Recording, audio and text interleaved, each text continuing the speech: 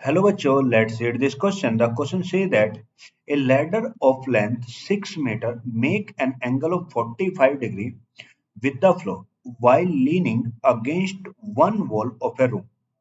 If the foot of the ladder is kept fixed on the floor and it may made to lean against the opposite wall of the room, it make an angle of 60 degree with the floor. Find the distance between the two wall of the room. कह रहा है कि एक कोई room है जिसकी जिसकी wall है, मान लो ये कोई एक रूम है, मान लो ये कोई एक रूम की दो वॉल है, अपोजिट वॉल है ये।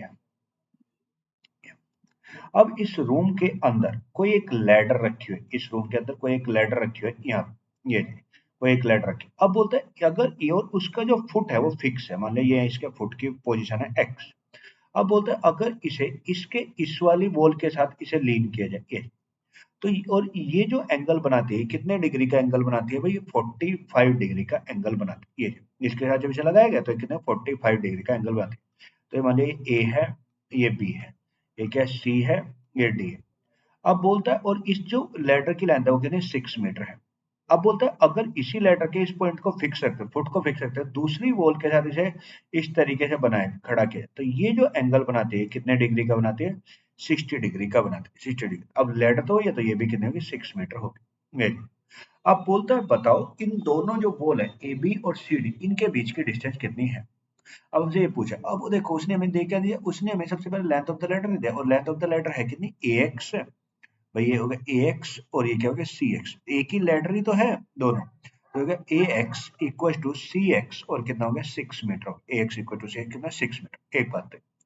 दूसरा उसने हमें दे दिया कि जो हमें दे रहा है angle A X B equal to 45 degree, और दूसरा दे दिया सी एक्स डी कितना दे 60 डिग्री दे दी।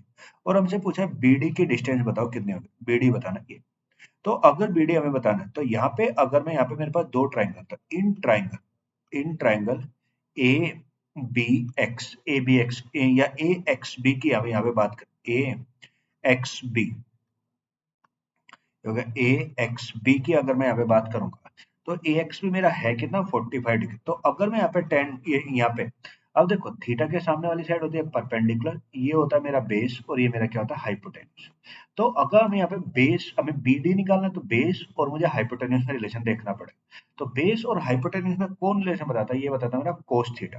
तो अगर मैं यहाँ पे कोस थीटा लगाऊं, भाई यहाँ पे कोस ट्रिग्नोमेट्रिक फंक्शन कोस का यूज किया जाए, तो कोस थीटा, भाई कोस थीटा इक्वल टू क्या होता है बेस अपॉन क्या होता है हाइपोटेन्यूज होता है, बेस अपॉन हाइपोटेन्यूज।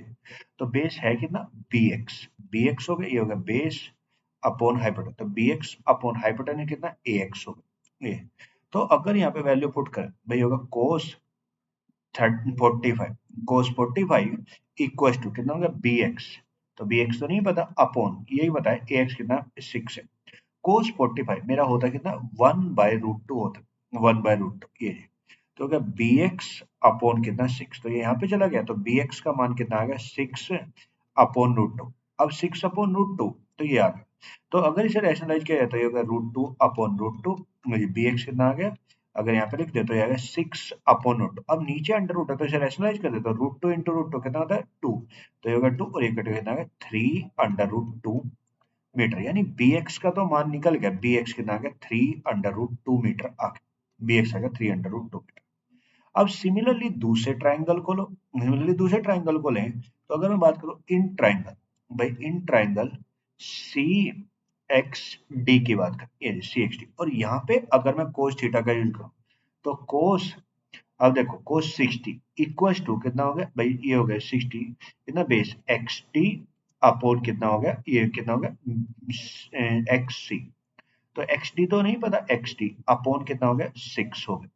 अब कोस 60 होता है ना 1/2 होता है, कोस 60 कितना होता है 1/2। अब देखो यहाँ पे एक्स डी अपॉन 6, तो ये कट गया, ये तो आ गया 3, तो एक्स डी का जो मान आ गया वो कितना आ गया 3 आ गया, 3 मीटर। तो मेरा एक्स डी भी निकल गया कितना है 3 मीटर है। अब देखो मेरे पास बी एक्स भी आ गया, बी एक्स भी आ गया और एक्स डी भी आ गया। अब हमें क्या निकालना है बी डी, तो अगर बी डी निकाला तो बी डी कितना होगा बी एक्स अपॉन भाई बी एक्स प्लस कितना हो जाए एक्स डी हो जाए, B X by X D. अब बी एक्स कितना है 3/√2 और एक्स डी कितना है 3, तो अगर यहाँ से 3 कॉमन ले तो कितना √2 + 1, √2 + 1 आ गया, तो 3 × √2 + 1।